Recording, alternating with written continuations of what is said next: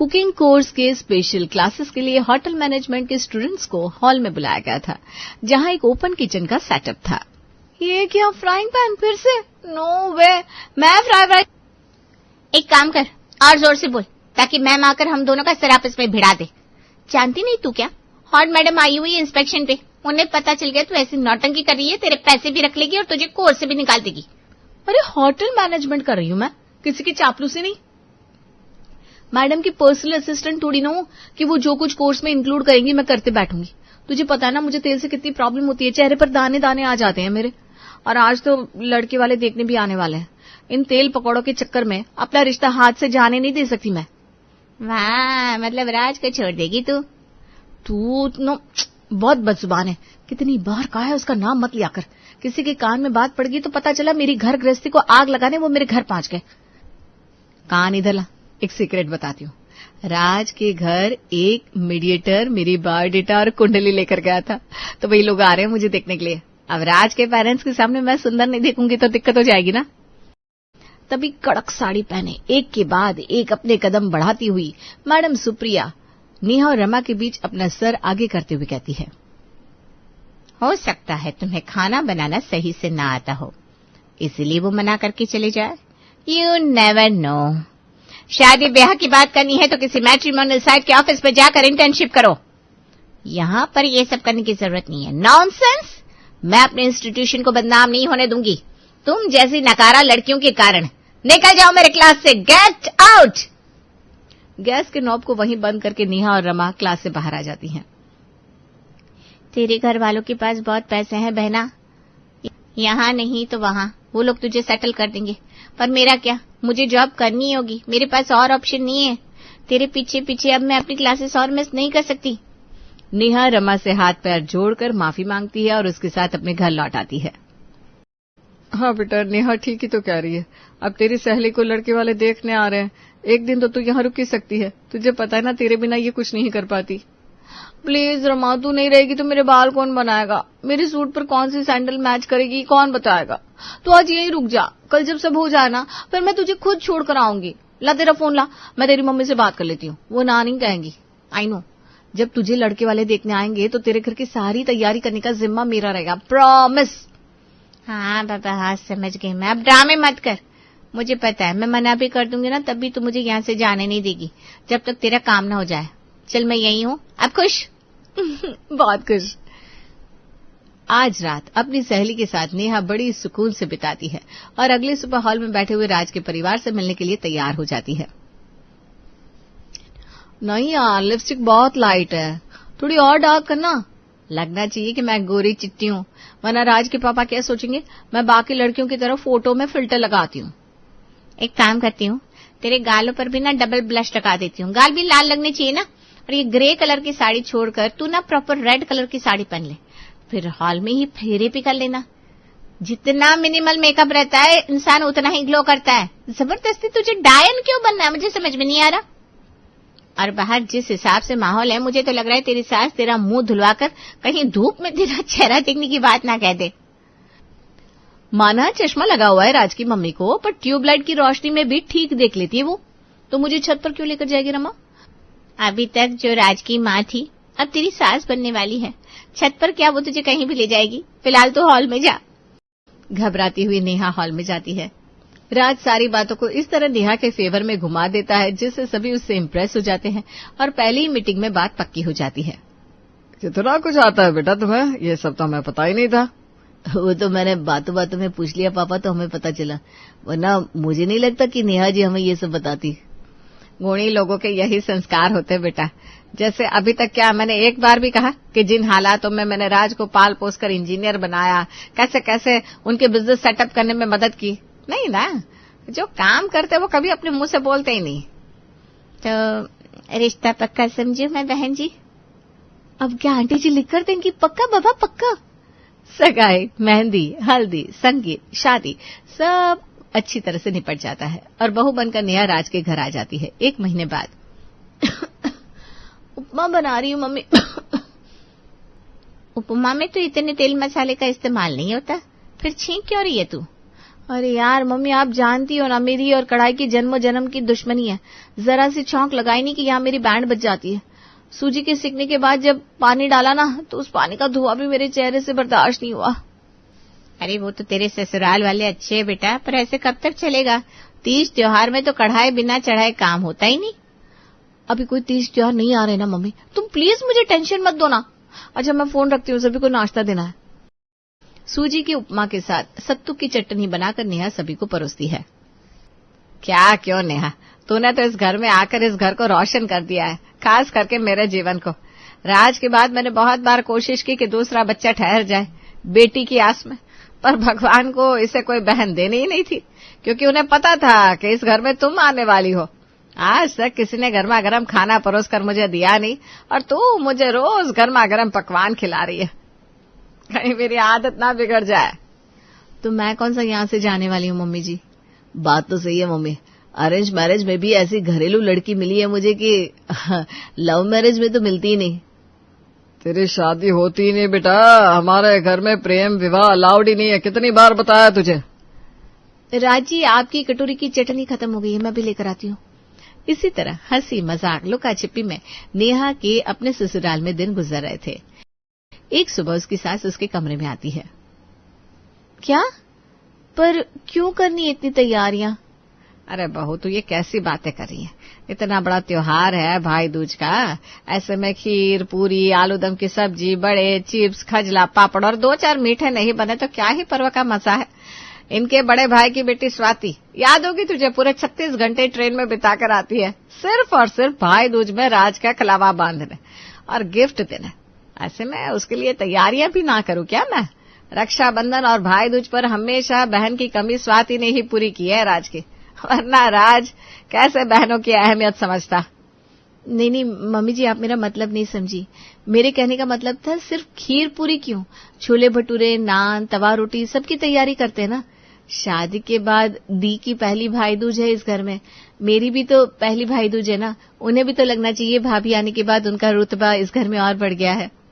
मुस्कुराती हुई निर्मला अपनी बहू के सर पर हाथ फेर कर कमरे से बाहर निकल जाती है और नेहा का तो सिर ही फिर जाता है। क्या हो गया बहन, तू इतनी घबराई हुई क्यों है, और इतनी हड़बड़ी में तूने मुझे यहाँ क्यों बुलाया? ऑल इज गुड ना? अरे सब तबाह हो गया रमा, सब तबाह हो गया, तू ही मेरी नैया पार लगा दे। अच्छा लगाती हूँ। अब दरवाजे पर ही खड़ा रखेगी क्या मुझे? अंदर आने दे, जरा सांस ले लूं, पानी पी लूं मैं। ना बहन मत पानी पी, राज भी घर पर है, पापा जी भी और मम्मी जी के साथ मेरे कमरे में ही विराजमान है। ऐसे में तुझे दूसरे कमरे में लेकर जाऊंगी तो किसी को भी शक हो जाएगा। तू यही मेरी बात सुन, जिसका डर था वो घड़ी आ गई। अब वापस से कढ़ाई में पूरियां तलनी होगी, मुझे सब्जी बनानी होगी, क्या करूं मैं? भाई दूज तक अपनी बहन के घर रुक जाना, एक बार सब कुछ हो जाए फिर तू चली जाना प्लीज। और मेरे भाई का क्या, मेरे फेस्टिवल का क्या? तेरा छोटा भाई क्या मेरा भाई नहीं है? अरे फोन लगा कर दे, मैं राहुल से बात करती हूँ, मुझे पता है वो मना नहीं करेगा।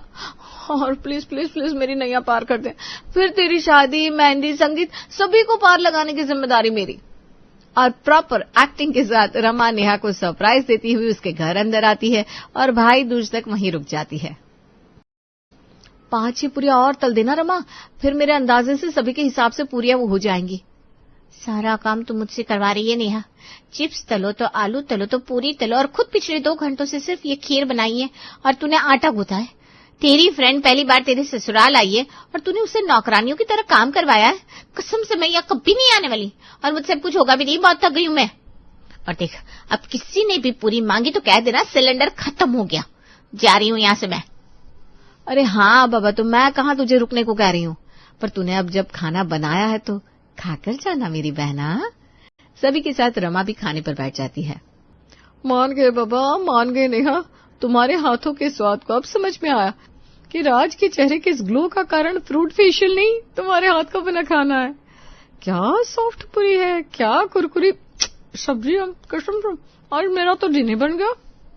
तो रोज दिन बना बेटा, तेरे भाभी पूरी सब्जी बना दिया करेगी, आराम से छुट्टियां मनाया। नहीं ना चाची, इनका कॉल आ रहा है, मैं रुक नहीं पाऊंगी, शाम तक निकलना होगा। अरे दीदी, मेरी शादी के बाद पहली बार तो आप आई हैं और आधे दिन में निकल जाएंगी। आप आइए तो घर कितना भरा भरा सा लग रहा है, फिर सुना लगने लगेगा। अरे नहीं लगेगा, क्योंकि पापा को छुट्टी मिल गई है और वो अपनी छुट्टी के 7 दिनों में से 2 दिन यहाँ बिताने वाले हैं। तो यहाँ मैं निकली और वहां वो आ गए। क्या भाई साहब आ रहे हैं? छुट्टी मिल गई उन्हें? चलो ये तो बहुत अच्छा हुआ। ये कौन से भाई साहब हुए पापा जी? अरे बहू, तेरे बड़े ताया जी, वो ड्यूटी पर रहते हैं ना जनरली, उन्हें छुट्टी मिलती नहीं तो शादी में भी नहीं आ पाए। अब छुट्टी मिली है तो तेरा उनसे मिलना भी हो जाएगा। उनके लिए कोफ्ते तैयार कर लेना, गर्मा गर्म कोफ्ते, भाई साहब को बड़े पसंद है। बस ये सुनने की देरी थी कि रमा तो अपना सामान बांध कर निकल पड़ती है। इस बार तो रमा भी नेहा की मदद नहीं करने वाली थी। रात को अपने कमरे में इस सिलसिले में नेहा राज से बात करती है। 3 साल तक हम रिलेशन में थे, कभी तुमने इस ताया जी और इनके कोफ्ते के शौक के बारे में जिक्र भी नहीं किया। कोफ्ते में क्या पसंद आया ताया जी को, भगवान ही जाने। अरे ये क्या बात हुई नेहा, किसी को कुछ भी पसंद हो सकता है। अरे तो मेरे आने के पहले कोफ्ते कौन बनाता होगा? मम्मी जी बनाती होगी ना। मतलब कि ताया जी को कोफ्ते नहीं, मम्मी जी के हाथ के कोफ्ते पसंद है, तो मम्मी जी को कहना होगा। मैं कहाँ खरी उतर पाऊंगी ताया जी की पसंद पर। अरे मम्मी के हाथ के कोफ्ते कहाँ से नसीब हो पाएंगे ताया जी को? वो पुलिस ऑफिसर है, कभी यहाँ ड्यूटी रहती थी कभी वहां, कभी ऐसा संजोग ही नहीं बन पाया कि वो मम्मी के हाथ का कोफ्ता खा पाए। वैसे नेचर के बड़े मजाक क्या है, पर जैसे ही कोफ्ते की बात आती है तो इतने सीरियस हो जाते हैं कि क्या कहें। वो हमेशा से चाहते थे कि मेरी बीवी उनके लिए कोफ्ते बनाए। तो तुम 1-2 दिन में अच्छे से कोफ्ते बनाने की प्रैक्टिस कर लो, परसों आ रहे ताऊ जी। रात के ठीक 12 बजे नेहा किचन में जाती है और कढ़ाई की तरफ देखती है। पहली बार राज ने मुझसे कुछ मांगा है और ताऊ जी कोफ्ते को लेकर जितने सीरियस है, अगर कुछ भी गड़बड़ी हो गई तो प्रॉब्लम हो जाएगी। पर कोफ्ते मुझसे बनाए नहीं जाएंगे। अगर जैसे तैसे मैंने बना भी लिए तो उन्हें परोसने लायक तो नहीं बचूंगी। कोफ्ते बनाने के लिए नेहा पत्ता गोभी घिसना शुरू करती है। थोड़ी सी शिमला मिर्च, गाजर और अदरक को भी कद्दूकस करने के बाद लहसुन कूटकर सभी चीजों को मिलाकर गोल गोल लड्डू बना लेती है। फिर दूसरी तरफ बेसन का घोल तैयार करती है। इतना भी मुश्किल नहीं है, आई नो, मैं कर लूंगी। वो तो रहा है सब कुछ, बस अब इस बैटर में इस मिश्रण को डिप करना है और कढ़ाई में डाल देना है। बस बहुत आसान है, तुम कर लोगी नेहा। नेहा गोल गोल बनाए हुए मसाले के लड्डू को बेसन में घोलकर डुबोकर जैसे ही तेल में डालती है, कुछ भी नहीं होता। वो पकोड़े तेल के नीचे जाकर बैठ जाते हैं। अरे ये क्या बात हो गई? ये पकोड़े तो ऊपर ही नहीं आ रहे, ना ही कोई स्मेल आ रही है। करना क्या होता है इसमें? रमा को फोन लगाती हूँ। तो कोफ्ते बना रही है? मैं नहीं मान सकती बहन, मैं नहीं मान सकती। अभी तक अगर तूने गैस ऑन कर दिया होता ना तो तेरी छींकें शुरू हो चुकी होती। अरे हाँ, मैंने गैस ऑन ही नहीं किया। एक बार गैस ऑन करके ट्राई करती हूँ। ये तेल बर्बाद हो चुका है। ठंडे तेल में कोफ्ते नहीं फ्राई होते। इस तेल को फेंक और दोबारा ट्राई कर। फिर से गोल गोल कोफ्ते के मसाले को नेहा बेसन के बैटर में डालती है और गरम तेल में जैसे ही पहला कोफ्ता जाता है, छींकों की बारिश शुरू हो जाती है। अक्चू, अक्चू, अक्चू। पहला कोफ्ता बनकर तैयार भी नहीं हुआ कि छींकें आना शुरू हो गई। अक्चू, ऊपर से उबकाई भी आने लगा। अक्चू, उबकाई भी आने लगी। अब क्या करूं? नेहा फौरन गैस बंद करती है और अपने कमरे में आ जाती है। अगली सुबह, अरे क्या हो गया? तुम चीखे क्यों? अरे नेहा, ये क्या हालत बना ली है तुमने अपने चेहरे की? चेहरे पर पिंपल्स आ गए। नाक के ऊपर वाला पिंपल तो गजब बुरा दिख रहा है। कुछ लगाओ यार, ताऊ जी के सामने तुम ऐसे जाओगी, वो भी पहली बार, अच्छा नहीं लगेगा। अपना चेहरा बचाओ, अपनी हेल्थ बचाओ, ताया जी को कोफ्ते खिलाओ। क्या क्या करूं मैं? कहां फंस गई? नेहा अब बुरी तरह हार चुकी थी। उसका भांडा किसी भी वक्त फूटने वाला था। 2 दिन बाद सुबह के 9 बजे रसोई में यहां से वहां चक्कर काटती हुई नेहा खुद में बड़बड़ा रही थी। 2 घंटे, सिर्फ 2 घंटे हाथ में, ताया जी आते ही होंगे, कोफ्ते मांगेंगे, कहां से दूंगी उन्हें कोफ्ते? नेहा अपनी सास को सब बताने जाने वाली थी कि उसे मैडम सुप्रिया की बात याद आती है। मैडम ने कहा था खाना बनाना ही सिर्फ कला नहीं होता, खाने के साथ खेलना कला होता है। मुझे कढ़ाई में कोफ्ते को फ्राई करने से प्रॉब्लम है, पर कोफ्ते के सामान से मैं कुछ और भी तो बना सकती हूँ, जैसे कि सैंडविच, पराठा। अरे हाँ, पराठा, ये सही रहेगा। बस भगवान मेरा बेड़ा पार लगा देना। पत्ता गोभी, गाजर, शिमला मिर्च, अदरक, लहसुन, हरी मिर्च का मिश्रण नेहा तैयार करती है। सूखे आटे में थोड़ा बेसन डालकर उसे अच्छी तरह गूंथकर सेट करने के लिए छोड़ देती है। और अब बारी आती है इस बेसन के पराठे के अंदर कोफ्ते की स्टफिंग डालने की। हे भगवान, पराठा फट ना जाए, लाज रखना। पराठा बहुत अच्छी तरह तैयार हो जाता है। धनिया की चटनी और टोमेटो सॉस के साथ डरते डरते नेहा अपने ताया ससुर के सामने उस पराठे को परोसती है। मैं तो कोफ्ते का इंतजार कर रहा था, पर तूने पराठा ला दिया। चल कोई बात नहीं, वैसे भी कितने भी कोफ्ते खा लूं पेट नहीं भरता। मेरा पेट तो इसी पराठे से भरूंगा मैं, उसके बाद कोफ्ते भी खा लूंगा। ताया जी जैसे ही पराठे का पहला कोर अपने मुंह में डालते हैं, उनकी आंखें बड़ी बड़ी हो जाती है। हो गया सत्यानाश। क्या क्या कलाकारी दिखाई है, वाह क्या सही कलाकारी दिखाई है बहू तूने। जीती रह। मैं हमेशा से सोचता था कि कोफ्ते को पराठे का रूप दे सकूं ताकि उससे मेरा पेट भी भर जाए और मन भी, पर तेरी ताई सास कभी बना ही नहीं पाई।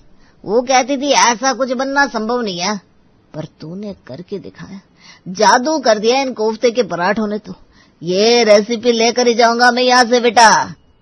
आप नाराज नहीं हुए ना ताया जी? आप ऐसा, माँ भी कभी कोफ्ते में 19-20 कर देती थी तो आप आग बबूला हो जाते थे। अरे महेश, तब मैं भी जवान था, खौलता खून था, कभी भी कुछ भी बोल देता था। पर तू ही बता, पराठे से अच्छा कुछ हो सकता है क्या? और अगर पराठा आपको आपकी पसंदीदा खाने का स्वाद का मिल जाए फिर क्या चाहिए? नेहा के ताया ससुर खुश होकर अपनी जेब से 21,000 रुपए निकालकर नेहा के हाथों में रख देते हैं। नेहा की खुशी का ठिकाना नहीं रहता, वो टेंशन फ्री हो जाती है। तुम्हें लगता है तुम्हारे घर वाले मान जाएंगे? अरे कितनी बार ये सवाल पूछ चुकी हो, मान जाएंगे, तुम्हें डरने की कोई जरूरत नहीं है। तुम समझ नहीं रहे हो, तुम ब्राह्मण हो और मैं ब्राह्मण नहीं हूँ। हाँ मैं शाकाहारी हूँ, लेकिन फिर हमारी कास्ट। अरे ऐसा कुछ नहीं होगा, मेरे घर वालों को कोई इतनी तकलीफ नहीं होगी, और हुई भी तो मैं हूं ना, मैं उन्हें मना लूंगा। बाकी सब तो ठीक है, लेकिन तुम्हारी मम्मी को तो होगा ना कि वो अपनी पसंद की बहू लाए, अपनी कास्ट की बहू ढूंढे। कहीं उन्होंने मुझे ना पसंद किया तो? देखो, अब वो तो हर माँ का सपना होता है कि वो अपने बेटे के लिए अपनी पसंद की बहू लाए, लेकिन अब उनका छोड़ो, उनका थोड़ा रूखापन हम झेल लेंगे, लेकिन मैं तुम्हारा साथ नहीं छोड़ सकता। कुणाल, मुझे लगा था तुम मुझे कास्ट की बात सुनाकर छोड़ दोगे या अपने घर वालों से हमारी शादी की बात करोगे ही नहीं, लेकिन मैं सच में किस्मत वाली हूँ जो तुम मेरे साथ अभी तक खड़े हो। अब मैं तुम्हारे घर में कुछ भी झेल सकती हूँ। चाहे अब कुछ भी हो, घर वालों का गुस्सा, मम्मी की नफरत, मेरे घर वालों का नाराज होना, अब हम सब कुछ साथ में झेल लेंगे, लेकिन कम से कम हम साथ तो होंगे। जहां आजकल के लड़का लड़की आपस में कुछ वक्त के बाद कास्ट की बात आते ही दूरी बना लेते हैं, वहीं नायरा और कुणाल का प्यार पवित्र था। दोनों ने अपने घर वालों से अपनी शादी की रजामंदी ली और उन्हें मनाकर पूरी रीति रिवाज के साथ शादी की। मुझे विश्वास नहीं हो रहा कि हमारी शादी हुई है। विश्वास कर लो, क्योंकि अब हमें हमेशा साथ में ही रहना है। अब हम पति पत्नी बन चुके हैं। मैं तुमसे वादा करती हूँ, मैं एक अच्छी पत्नी, एक अच्छी बहू और एक अच्छी गृहिणी बनकर दिखाऊंगी। मैं तुम्हें और तुम्हारे घर वालों को किसी भी शिकायत का मौका नहीं दूंगी। मुझे तुम पर पूरा विश्वास है नायरा, और तुम बिल्कुल चिंता मत करना, मैं तुम्हारे साथ हमेशा ही खड़ा रहूंगा और हमारे भविष्य के लिए आज से ही और मेहनत करूंगा। कहते हैं अगर प्यार और जीवन साथी दोनों अच्छे हो तो रास्ता कितना भी मुश्किल क्यों ना हो, आसान लगने लगता है। कुणाल और नायरा दोनों ने अपने आने वाले भविष्य के लिए जी तोड़ मेहनत करने का सोच लिया और उसके लिए खूब मेहनत भी करने लगे। क्या हुआ, सुबह से परेशान लग रही हो, कुछ बात है क्या? जीजी का फोन आया था कानपुर से, उनकी तबीयत काफी खराब है और उनके पास कोई करने वाला भी नहीं है। बेटे बहू उनके बाहर रहते हैं। हाँ तो तुम चली जाओ, उनकी मदद हो जाएगी। लेकिन घर, यहाँ नई बहू आई है, उसे अभी तक कुछ पता नहीं है, मैं कैसे जाऊं? माँ जी, क्या मैं अंदर आ सकती हूँ? हाँ आ जाओ बेटा। सॉरी, मैंने आपकी और पापा जी की बात सुन ली। आप यहाँ घर की चिंता मत कीजिए, मैं यहाँ सब कुछ संभाल लूंगी। अब मासी जी के पास जाइए। सच में? हाँ माँ जी, आपने मुझे स्वीकार किया है, मैं इस घर की बहू हूँ। अब ये मेरा फर्ज है कि मैं जिम्मेदारी को अच्छे से संभालूं। आप जाइए और मासी की मदद कीजिए, मैं यहाँ सब कुछ देख लूंगी। अगर बहू कह रही है तो चली जाओ, हम यहाँ सब देख लेंगे। नायरा के पास मौका था कि वो अपने आप को साबित कर सके, वो दिखा सके कि वो इस घर के लिए बिल्कुल सही पसंद थी। मीरा उसी रात को कानपुर के लिए निकल जाती है और नायरा ने भी रात को ही सुबह 6 बजे का अलार्म लगा दिया। इतनी सुबह का अलार्म क्यों लगा रही हो? पापा जी सुबह सैर पर जाते ना, उनके लिए चाय बनानी होती है। मैं नहीं चाहती कि माँ जी को लगे कि मैंने इस घर की जिम्मेदारी अच्छे से नहीं संभाली। अरे लेकिन तुम इतना सब कर पाओगी? मैंने खुद माँ जी से कहा है, मैं सब कुछ देख लूंगी। अब अगर मैं इसमें असफल रही तो हमेशा के लिए माँ जी की नजर में गिर जाऊंगी। ठीक है। अच्छा, कल से ना मेरा ऑफिस का वक्त भी थोड़ा जल्दी हो गया है, तो मुझे भी जल्दी उठा देना और मेरा टिफिन तैयार कर देना। ठीक है। अगली सुबह से नायरा 6 बजे ही उठ गई। आज से पहले वो इतनी सुबह कभी नहीं उठी थी, लेकिन अपने वादे को पूरा करने के लिए वो सब कुछ करने को तैयार थी। अरे बहू, तुम उठ गई क्या? जी पापा जी, लीजिए आपकी चाय तैयार है। वाह, चाय भी तैयार हो गई, क्या बात है। अच्छा, 2 कप और बन सकती है क्या चाय? वो शर्मा और मनोहर भी मेरे साथ पी लेंगे। हाँ जी, मैं भी बना देती हूँ पापा जी, आप उन्हें बुला लीजिए, मैं 2 कप चाय रख देती हूँ। और साथ में बिस्कुट भी दे देना उन्हें। जी जी, अभी लाती हूँ। कुंदन और उसके दोस्त चाय पीकर सैर पर चले जाते हैं। उसके बाद नायरा आंगन की सफाई करती है। तब तक कुणाल के उठने का वक्त हो जाता है। कुणाल उठ जाइए ना, आपकी ऑफिस का वक्त हो रहा है। हाँ भाई, उठ गया हूँ। गर्म पानी और मेरा नाश्ता बना दो, मैं बस अभी आया। जी, मैंने आपके कपड़े बाकी चीजें भी रख दिए, जल्दी से आ जाइए, नाश्ता और टिफिन तैयार कर देती हूँ आपका। हाँ ठीक है। भाभी, आप भाई का नाश्ता बना रही है? हाँ, तुम्हें कुछ चाहिए था क्या नियति? मुझे ना कोल्ड कॉफी पीनी थी, बना देंगे आप? मैं थोड़ी देर में बना दूं तुम्हारे लिए, अभी कुणाल का टिफिन भी तैयार करना है ना मुझे। ठीक है, फिर मैं खुद ही बना देती हूँ।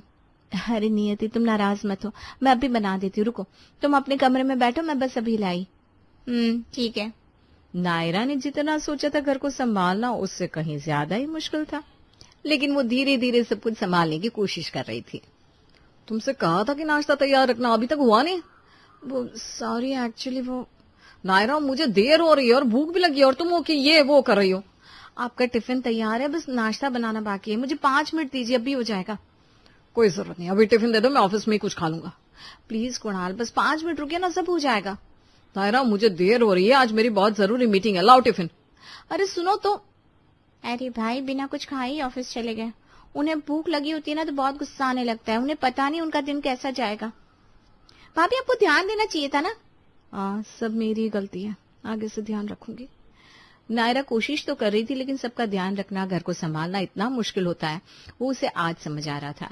एक चीज को संभालती तो दूसरी बिगड़ जाती, दूसरी को संभालने जाती तो तीसरी बिगड़ने के लिए तैयार खड़ी हो जाती। नायरा, रोटी।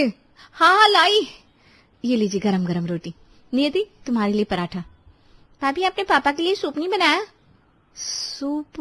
उन्होंने तो कहा कि वो खाना नहीं खाने वाले हैं, तो मैंने कुछ बनाया नहीं।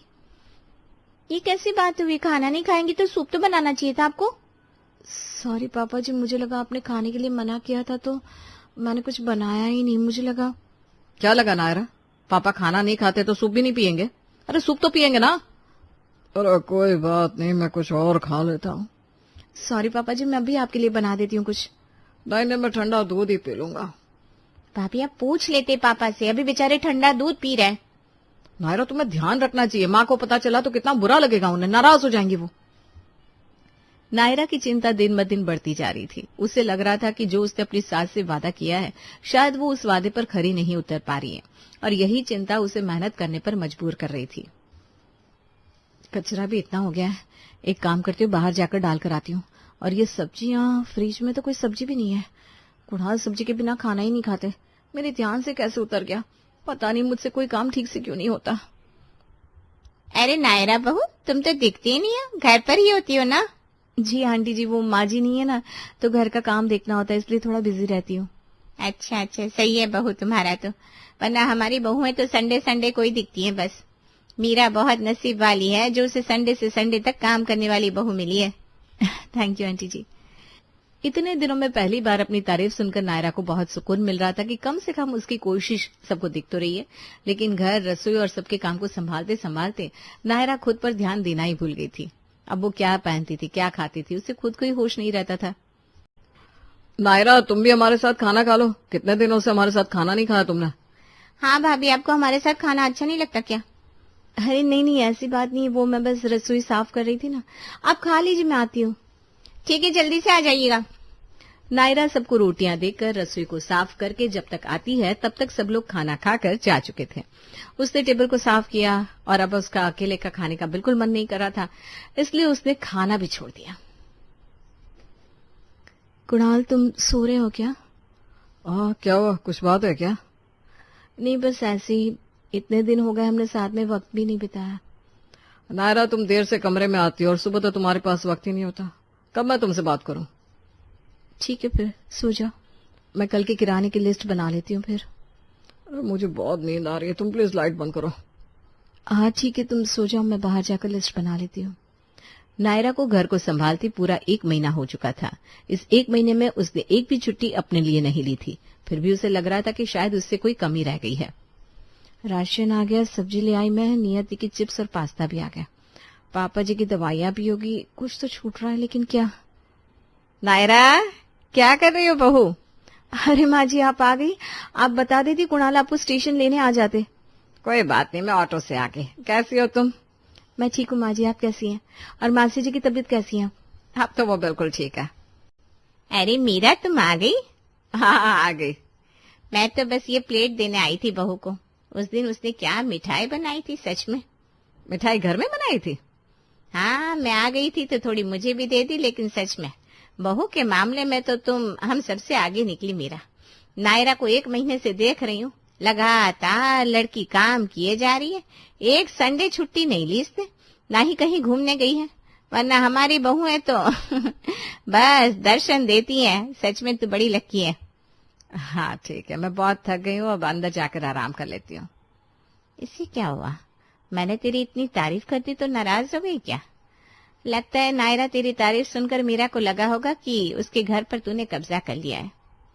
माँ जी सच में गुस्से में लग रही है नहीं? नायरा की इतने दिन की मेहनत पानी में जाती दिख रही थी। मीरा ने जानकी की बातों का कुछ भी जवाब नहीं दिया और कमरे में चली गई। रात को जब आज सब खाना खाने बैठे थे, तब नायरा ने मीरा की पसंद का खाना बनाया था।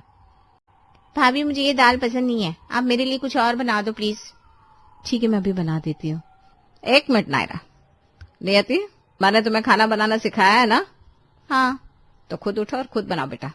नायरा ने पहले से इतना कुछ बनाया है, इतनी मेहनत की है, ऊपर से तुम्हारी अलग फरमाइश आ रही है। Sorry mummy. भाभी, मैं यही खा लेती हूँ, कोई बात नहीं। मुझे ना ज्यादा भारी भारी सा लग रहा है। मैं आपके लिए सूप बना देती हूँ पापा जी। कुंदन, अगर आपको सूप पीना ही था तो पहले बता देते। नायरा अब इस वक्त सूप नहीं बनाएगी। कोई बात नहीं ना मम्मी, अगर पापा को अच्छा लगता है तो बना देगी नायरा। हाँ माँ जी, मुझे कोई दिक्कत नहीं है, मैं बना देती हूँ। लेकिन मुझे है ना दिक्कत। पापा तो तुम्हारे भी है कुणाल, तुम बना दो। मैं? क्यों? मैंने तो तुम्हें भी कुकिंग सिखा रखी है। नायरा बेटा, रोटियां एक साथ बना दो और तुम भी हमारे साथ बैठकर खाना खाओ। चलो आ जाओ। हाँ भाभी, मैं आपकी मदद कर देती हूँ, चलिए। हाँ, मैं प्लेट्स ले आता हूँ। सब्जी मैं गरम कर देती हूँ, चलो आओ। नायरा को समझ में नहीं आ रहा था कि मीरा उससे नाराज थी या उसकी तरफ थी, क्योंकि मीरा के आने के बाद इस घर में मौसम पूरी तरह से बदल गया था। अगली सुबह। नायरा, तुम इतनी सुबह उठकर क्यों आई हो बेटा? वो माँ जी, पापा जी इस वक्त सैर पर जाते हैं ना, तो मैं उनके लिए चाय बना देती हूँ। वो शर्मा जी और मनोहर जी भी आते हैं चाय पीने के लिए। कुंदन, अरे मैंने नहीं कहा था बहू को, वो तो खुद ही उठकर आ जाती थी। तो नायरा, पापा जी खुद अपनी चाय बना लेते हैं, तुम्हें इतनी जल्दी उठने की कोई जरूरत नहीं है।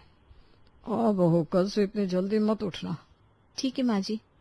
नायरा इतने दिनों से जो कोशिश कर रही थी खुद को थकाने के बाद, उससे तो उसकी सास शायद खुश नहीं हुई थी, लेकिन वो नायरा को एक अलग ही माहौल में ले जा रही थी। नायरा, मेरा टिफिन कहाँ है? ये रहा। नाश्ता तैयार है? हाँ, बस 5 मिनट। तुम्हारे 5 मिनट कभी खत्म ही नहीं होते। हाँ तो तुम खुद बना लो, जाओ। मॉम, मैं कैसे, आप मुझसे कैसे कह रही हैं? तुम कैसे ऐसे नायरा से बात कर रहे हो कुणाल?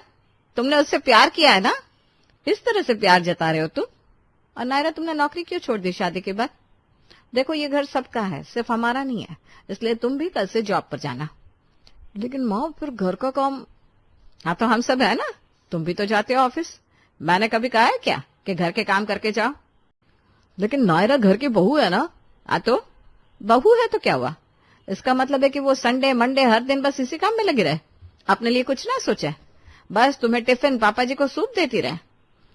नायरा, उस दिन जानकी ने जब कहा कि तुम 1 महीने से बस लगातार काम में लगी हो और तुम एक संडे से संडे की फुल टाइम बहू हो, तो मुझे बहुत बुरा लगा, क्योंकि कभी मैंने भी ये सब ही किया था। लेकिन मैं तुम्हें ये सब नहीं करना दूंगी।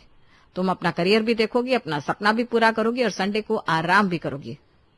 माँ जी, मुझे लगा था कुणाल और मेरी लव मैरिज है और हमारी कास्ट भी अलग है, तो आप मुझे अपना नहीं पाएंगी, इसलिए मैं ज्यादा कोशिश कर रही थी। नायरा, कास्ट, धर्म, जाति ये सब किसी काम का नहीं है अगर आप एक दूसरे का सम्मान नहीं करते हैं। किसी भी रिश्ते में सारे अधिकार और सम्मान एक जैसे ही होने चाहिए। इसलिए घर का सारा काम सब लोग मिलकर करेंगे, कोई एक नहीं।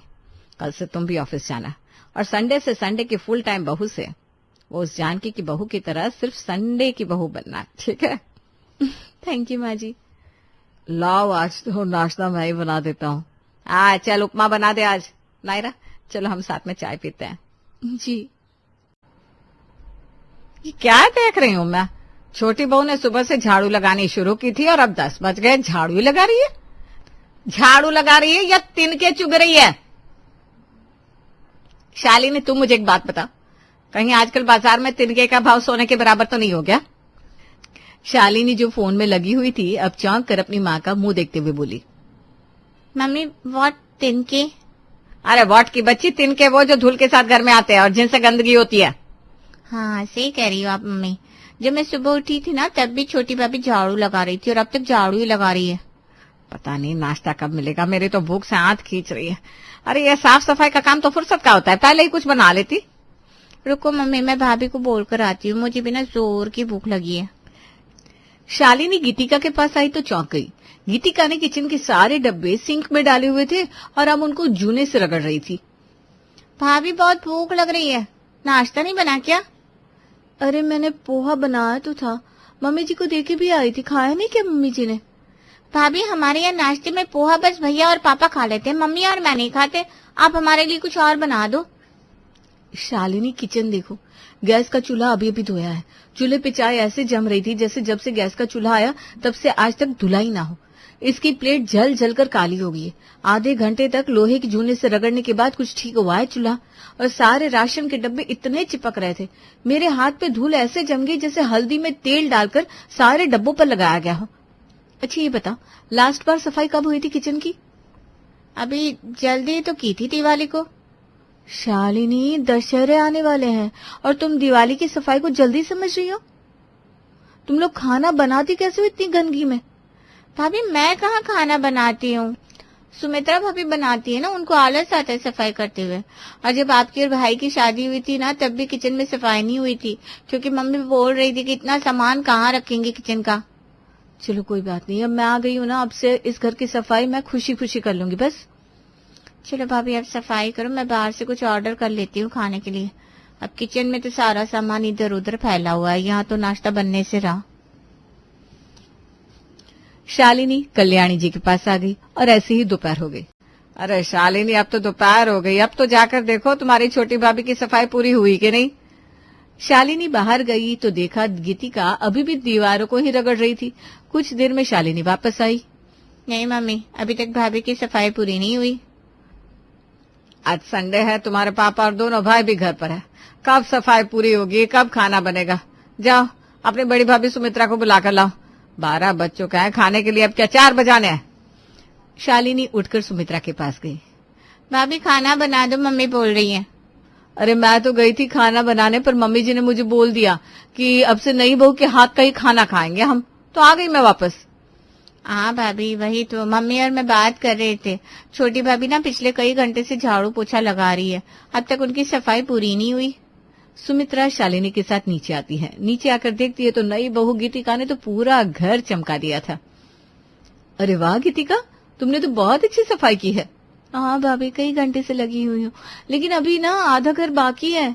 गीतिका ने पोछा लिया और जहां से सुमित्रा और शालिनी चलकर आई थी पूरी जगह को फिर से रगड़ना शुरू कर दिया। जहां जहां हम चलकर आए वहां सब जगह तुम दोबारा पोछा लगाओगे? अरे भाभी आप चली जाओ, कोई बात नहीं, मैं फिर से साफ कर दूंगी। सुमित्रा सास के पास गई। मम्मी जी, इस बार तो बहू घर को बड़ा चमका के रखने वाली मिली है, पूरा घर शीशे की तरह चमक रहा है। अरे काहे की सफाई, जब समय से खाना नहीं बनाया तो ये सारे काम फुर्सत के हैं। इंसान टाइम पे खाना और नाश्ता बना दे, बाकी के काम के लिए पड़ा है पूरा दिन। चलो कोई नहीं, मैं अभी खाना बना देती हूँ, गीतिका को करने दो ना उसके तरीके की सफाई। हाँ, 2 बहू हो घर में, दोनों मिल बांट कर काम कर लो, एक खाना ले लो दूसरी सफाई। सफाई में तो पूरा दिन निकल जाता है, और नाम तो कहीं कुछ होता नहीं। खाना बनाने वाले का तो नाम होता है। बर्तन और झाड़ू पोछा कभी नहीं निपटता, और झाड़ू पोछा तो हर वक्त हाथ में ही रहता है।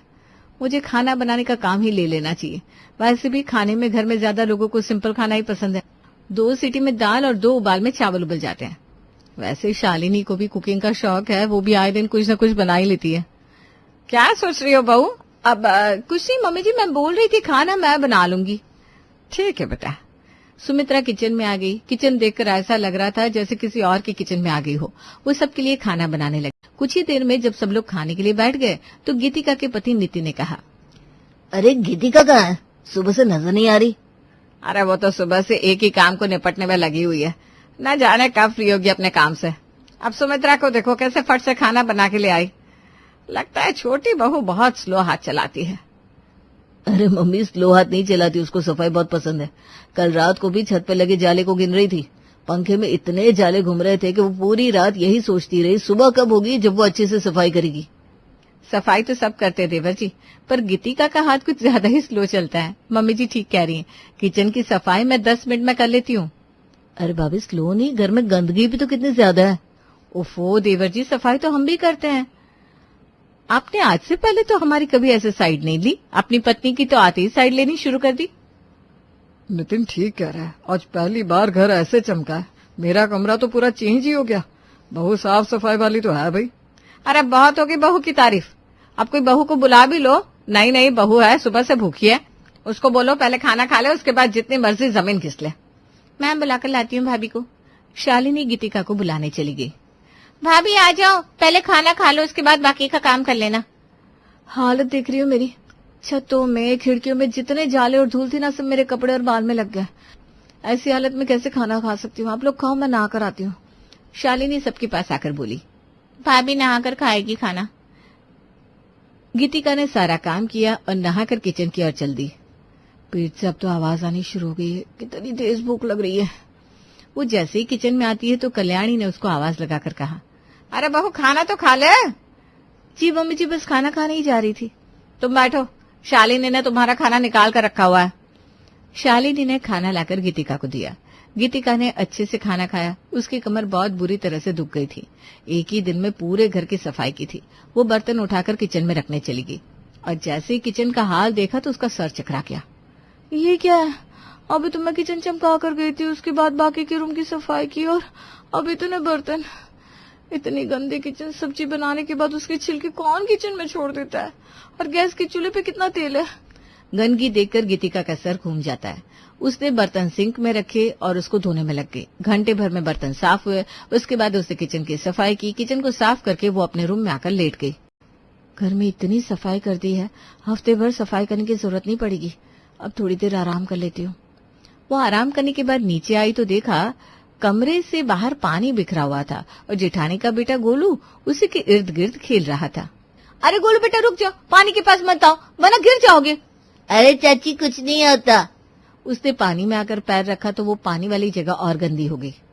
ये क्या कर दिया? तुमको पता था ना पानी में गंदे स्लीपर रखने से फर्श गंदा हो जाता है। हटो यहाँ से, अभी मैं पोछा लगाती हूँ। जेठानी ने झांक कर देखा तो गीतिका के हाथ में फिर से पोछा आ गया था। चलो सही है, अब जितनी मर्जी गंदगी करो, घर में छोटी बहू सफाई वाली आई है। गीतिका अपनी सास के पास आकर बैठ गई। शालिनी भी वहीं बैठी चिप्स खा रही थी। उसके आसपास चाय का खाली कप रखा था और कुछ चाय फर्श पे गिरी हुई थी। शालिनी फर्श पे देखो ना कितनी चाय गिरी हुई है। तुमने देखा नहीं क्या? सूख भी गई है। हाँ भाभी, ध्यान ही नहीं गया। और मैंने चाय पीकर कप ऐसे ही फर्श पे रख दिया ना, पैर लग गया होगा जिससे चाय गिर गई होगी। चलो कोई बात नहीं, मैं अभी इसको साफ कर देती हूँ। गीतिका फिर से उसको क्लीन करने में लग गई। ऐसे ही शाम हो गई। सुमित्रा बहू, कुछ खाने की तैयारी कर लो। छोटी बहू की तो सुबह से अब तक झाड़ू ही पूरी नहीं हुई। जी मम्मी जी, बना रही हूँ। सुमित्रा ने खाना बनाया। आटा ऐसे गुथा कि किचन के फर्श से वो चिपक गया। इतना आटा तो बना भी नहीं था जितना किचन के फर्श पे चिपक गया था। सुमित्रा आराम से खाना बना रही थी, तभी गीतिका किचन में आई। उसने जैसे ही किचन में पांव रखा तो उसके पैर में आटा चिपक गया। हे ऊपर वाले, ये इतना कीचड़ किचन में कहां से आया? कीचड़? कैसा कीचड़? देखिए ना भाभी, मेरे पांव चिपक गए। किचन में ऐसा क्या था जिससे मेरे पांव किचन में जम से गए? अरे गीतिका, वो आटा गूथा है ना, तो कुछ आटा गिर गया होगा फर्श पे। और बार बार किचन में पानी का भी काम होता है, तो उस आटे और पानी को तुम कीचड़ बता रही हो। भाभी, आटा इतना कौन गिराता है? चलो कोई नहीं, मैं इसको साफ कर देती हूँ। गीतिका ने रगड़ रगड़ कर बड़ी मुश्किल से फर्श से आटा हटाया। अब किचन बिल्कुल साफ सुथरी हो गई थी। वो पोछा रख रही थी कि कल्याणी जी की आवाज आई, अरे बहू देखो तुम्हारी मामी सास आई है, उसके लिए पानी लेकर आओ और चाय नाश्ते का इंतजाम करो। जी मम्मी जी, अभी लाई। गीतिका जैसे किचन में गई तो सुमित्रा स्लीपर्स पहनकर किचन में खड़ी हुई थी। भाभी, अभी भी तो मैं किचन साफ करके गई थी और आप स्लीपर पहनकर खड़ी हो। किचन में तो खाना बनाते हैं, इसलिए बाहर के स्लीपर को किचन में नहीं लाने चाहिए। और आप गीले किचन में बाहर के स्लीपर पहनकर खड़ी हो। जितनी सफाई की थी सारी की सारी खराब होगी। देखिए ना, जो गंदे स्लीपर थे उनसे गंदगी फिर से आ गई है। देखो गीतिका, मैं जानती हूँ किचन में बाहर के स्लीपर्स नहीं लेके आने चाहिए, पर मुझसे नंगे पांव काम नहीं होता। किचन में कितनी भी सफाई कर लो, थोड़ा बहुत आटा तो रह ही जाता है और वो फिर से पैर पे चिपकता है, फिर मेरा जी खराब हो जाता है। इसलिए तुम सफाई करो ना करो, मैं नंगे पांव नहीं आ सकती किचन में। गीतिका ने कुछ नहीं कहा और मामी सास के लिए पानी लेके उनके पास आ गई। अरे बहू, पानी वानी के चक्कर में ना पड़ो, खाना लगवाओ, खाने का समय हो रहा है। चलिए भाभी, मैं आपकी हेल्प करती हूँ। शालिनी और गीतिका दोनों किचन में आ गई। सुमित्रा भाभी, मैं क्या बोल रही थी, मामी आई है ना, तो क्यों ना हम चाइना वाला डिनर सेट निकाल ले। अरे नहीं शालिनी, उसको तो रहने दो। एक तो उसको निकालना कितना मुश्किल है, फिर संभल संभल कर धो, उसके बाद उसको वापस पेटी में रखो, और वो ना मुझसे फिट भी नहीं होता, उसके लिए 1 घंटा एक्स्ट्रा चाहिए। मामी तो है, रोज वाले बर्तन में लगा दो खाना, कोई जरूरत नहीं है उसको निकालने की। अरे निकालते ना भाभी। शालिनी ने गीतिका की तरफ इशारा किया। सुमित्रा जैसे सब समझ गई। गीतिका भाभी, आप जरा निकाल दीजिए ना वो सेट। पर भाभी मना कर रही है ना, तो रहने देते हैं शालिनी। वैसे भी उसमें बड़ा तामझाम होता है और घर के बर्तन भी ठीक ही है, कोई प्रॉब्लम नहीं होगी। गीतिका, निकाल लो तुम वो सेट, कोई दिक्कत नहीं है। आखिर मामी सास को भी तो पता लगे हमारे घर में कितने अच्छे बर्तन है। ठीक है भाभी, आप जैसा कहें। कुछ ही देर में खाना लग गया। अरे वाह कल्याणी, तुम्हारे घर में तो आजकल बड़े अच्छे बर्तन में खाना खाने लगे। बस आजकल की बहू बेटियां कहाँ मेरी बात सुनते हैं, आए दिन इस सेट को निकाल ही लेती है। भाभी, अब से जो भी मेहमान आएगा ना, यही वाला सेट निकालेंगे। और रही साफ सफाई करने की बात, तो उसका शौक तो है ही गीतिका भाभी को। बिल्कुल ठीक कह रही हो तुम, घर में एक ऐसा इंसान भी होना चाहिए। अब तो जितनी मर्जी गंदगी करो, साफ सफाई करने के लिए, है ना गीतिका। खाना खाने के बाद किचन बुरी तरह से गंदा हो गया था। सुमित्रा और शालिनी दोनों मामी सास के साथ बैठकर गप्पे लड़ा रही थी। सुबह से इतनी सफाई कर ली है, अब तो कुछ करने का मन ही नहीं है, और इन लोगों ने काम और बढ़ा दिया। दिल कर रहा है भाग जाओ इस घर से। इससे तो अच्छा खाना मैं ही बना लिया करूंगी। खाना बनाने में इतना समय भी नहीं लगता जितना इन दोनों के किचन में काम फैलाने के बाद होता है। गीता बर्तनों को साफ करने में लग गई। किचन का फर्श ऐसा हो गया था जैसे किसी ने यहाँ कबड्डी खेली हो। गीतिका ने सारा किचन साफ किया और उसके बाद अपनी मामी सास के पास आकर बैठ गई। अरे गीतिका बहू, कब से आई हूँ मैं और तुम हो के कहीं नजर नहीं आ रही। कल्याणी बता रही थी खाना भी बड़ी बहू ने बनाया, फिर तुम जरूर फोन में लग रही होगी। अरे बहू, कोई आए जाए थोड़ा वक्त उसको भी देना चाहिए। किसी के पास आजकल इतना टाइम कहाँ होता है जो कोई 2 कदम उठाकर किसी के घर जाए। गीतिका ने कोई जवाब नहीं दिया, पर मन ही मन वो समझ गई थी घर में क्या चल रहा है। ये बात समझने में उसको कुछ दिन तो लग गए थे, पर अब फाइनली उसको समझ में आ गया था। कुछ दिन ऐसे ही निकल गए। सुमित्रा और शालिनी ने जानबूझकर गंदगी ज्यादा करनी शुरू कर दी। वो जो चीज जहाँ देखती वहीं छोड़ देती। एक दिन गोलू सबके साथ बैठकर केला खा रहा था। मम्मी, ये छिलका बाहर डस्टबिन में डाल के आ जाओ, आप मेरे साथ चलो ना। अरे बेटा, यहीं डाल दे, तुम्हारी चाची उठाकर डाल देगी। पर मम्मी, कचरा घर के फर्श पर नहीं डालते ना। सुमित्रा ने गोलू के हाथ से वो केले का छिलका लिया और उसको वहीं डाल दिया। गोलू ने ग्लास भर के पानी भी वहीं गिरा दिया। फिर उसी जगह बैठकर शालिनी चिप्स खाने लगी। कुछ खाई, कुछ बिखेर दी और इंतजार करने लगी गीतिका के पोंछा उठाने का। कुछ ही देर में गीतिका आई। अरे चाय शाय नहीं बनती क्या इस घर में? मैं भी वही सोच रही थी भाभी। ठीक है, चाय बना लो, सब साथ में बैठकर पियेंगे। सब गीतिका को देख रहे थे। अब तक रूम के अंदर इतनी गंदगी देखकर उसे पोछा क्यों नहीं उठाया, और गीतिका समझ चुकी थी वो लोग उसको उस वाली नजर से क्यों देख रहे हैं। गीतिका, अब समय आ गया है सबको चौंका देने का। गीतिका उसी गंदे पानी के पास नीचे ही बैठ गई। सुमित्रा और शालिनी की आंखें बड़ी बड़ी हो गई। अरे देवरानी जी, यहाँ इतनी गंदगी में क्यों बैठी हो? अरे भाभी, घर में छोटे बच्चे हो तो इतनी गंदगी तो होती रहती है, और अब तो आदत हो गई है इन सब चीजों की। अब क्या होगा, घर में एक ही तो थी सफाई करने वाली, अब उसको भी आदत हो गई गंदगी की, अब क्या होगा? कुछ ही देर में शालिनी चाय बनाकर ले आई। गीतिका भाभी, ये लो चाय, और गैस के चूल्हे पे ना थोड़ी सी चाय उबल गई है, आप साफ कर देना। अरे कोई बात नहीं, उबलने दो ना, जैसे ही खाना बनेगा वो चाय लोहा बन जाएगी, उससे कुछ फर्क नहीं पड़ता। गीतिका ने तो बड़ी शांति से चाय पी। चाय पीने के बाद गीतिका ने भी वहीं जमीन पर सोफे के पास अपना खाली कप रख दिया और उठते हुए बोली, अपने कमरे में जा रही हूँ, आती हूँ थोड़ी देर में। वो उठकर कमरे में चली गई और उस दिन के बाद गीतिका ने कभी झाड़ू को हाथ नहीं लगाया। अब जाकर सुमित्रा और शालिनी ने थोड़ी थोड़ी सफाई खुद से करनी शुरू की।